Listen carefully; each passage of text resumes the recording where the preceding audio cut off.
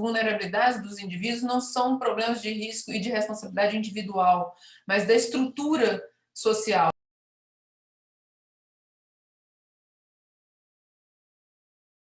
Meu nome é Natália Sátiro, eu sou professora associada do Departamento de Ciência Política da UFMG. Minha área de atuação é proteção social e, em especial, política de assistência social, transferência de renda, pobreza. Eu faço parte do subprojeto, que o nome dele é Análise do Impacto do Rompimento da Barragem da Mina do Córrego do Feijão no serviço de proteção social nos municípios afetados. Então, basicamente, o projeto é um projeto que visa ter a clareza, né, o diagnóstico de como estava antes a situação de proteção social da rede de socioassistencial dos municípios atingidos, né, no período imediatamente anterior ao desastre, e depois entender qual que foi o impacto nas diversas dimensões de proteção social. Antes de entrar para a universidade, eu trabalhei tanto no Ministério do Desenvolvimento Social e Combate à Fome, no MDS, no Departamento de Cadastro Único, e trabalhei também no IPEA. E trabalhava com pobreza, com transferência de renda, né, analisando os impactos do Bolsa Família na diminuição de pobreza, na diminuição de desigualdade social. E de lá para cá venho consolidando essa área, não só no Brasil, como também em políticas sociais na América Latina. Acabei de lançar um livro que analisa as últimas 3 décadas de políticas sociais na América Latina, a organização de um livro com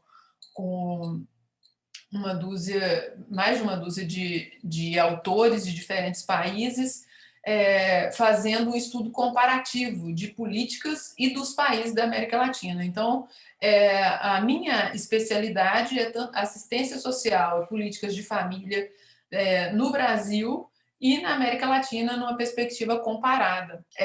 E eu não sei se todo mundo entende bem o que a gente está falando por proteção social, né? A gente está falando de várias vulnerabilidades.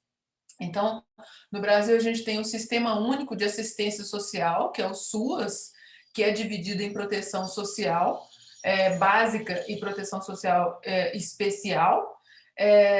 Então, a gente tem diferentes níveis de desproteção e de vulnerabilidade, diferentes riscos sociais, né? Assim, a estrutura desse aparato pressupõe que os riscos com os quais os indivíduos, as vulnerabilidades dos indivíduos não são problemas de risco e de responsabilidade individual, mas da estrutura social, da estrutura do mercado de trabalho. Então, quando uma pessoa está desempregada, não é porque ela não quer arrumar emprego, porque a estrutura do mercado de trabalho não absorve essa pessoa. E aí eu poderia falar de tantos outros riscos e vulnerabilidades que as pessoas enfrentam no dia a dia. A básica são os riscos, são as vulnerabilidades menos graves, não que não sejam graves, mas é que ainda os vínculos familiares e comunitários estão mantidos. Então, mesmo que a situação seja muito grave, todos os vínculos estão mantidos. Mas há aquelas situações de média e alta complexidade onde os vínculos estão prestes a romper ou já foram rompidos em função da gravidade, né, do direito que foi assolado em algum momento. Então, a gente está falando de violência doméstica, a gente está falando de abandono, a gente está falando de abuso infantil e juvenil. Então, tem uma série de riscos sociais que as crianças, adolescentes, os idosos, né, as mulheres sofrem de forma sistemática. Então, essa média e alta complexidade é para isso.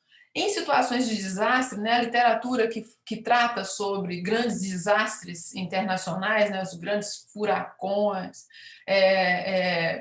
enchentes, essas catástrofes que de fato impactam todo, não só o meio ambiente, mas impactam a população que sofre, né, que é atingida por esses desastres, mostra que nesse momento, inclusive uma população que normalmente não está sendo mapeada como uma população vulnerável, torna-se mais vulnerável e precisa desse acolhimento, dessa segurança, seja uma segurança de renda, seja uma segurança de moradia, né? Tem a Política Nacional de Assistências Sociais cobre 5 grandes seguranças, ou seja, que a pessoa precisa ser acolhida em diversas dimensões das suas necessidades. O objeto do projeto Sub-50 é exatamente o meu objeto de estudo, que é proteção social, e é numa perspectiva comparada, ou seja,